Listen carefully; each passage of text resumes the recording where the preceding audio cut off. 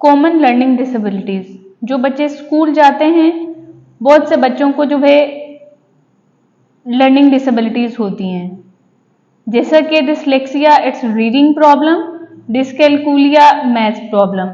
Dyslexia में जो है बच्चा ठीक से बोल नहीं पाता, ठीक से जो है वो रीडिंग नहीं कर सकता। मैथ्स प्रॉब्लम, वो बच्चा रियाजी के सवालात नहीं करता, प्लस माइनस में बच्चे को बहुत ज्यादा इशू होता है। डिसग्राफिया इट्स राइटिंग प्रॉब्लम, बच्चा ठीक से लिख नहीं सकता। इन प्रॉब्लम्स की वजह से जो है बच्चे की स्टडीज पे बहुत ज्यादा इफेक्ट होता है, लेकिन लैक ऑफ अवेयरनेस की वजह से बहुत ज्यादा स्कूल टीचर्स और पेरेंट्स जो हैं इस चीज को ठीक से अंडरस्टैंड नहीं कर पाते, जिसकी वजह से बच्चे की जो है स्टडीज पे बहुत इफेक्ट होता है। आपको चाहिए कि अगर आपके बच्चे की रीडिंग, राइटिंग, मैथ्स में, बोलने में, इन चीज़ों में मसला है तो आप माहिर नफ्सियात से, साइकोलॉजिस्ट से जो है राब्ता करें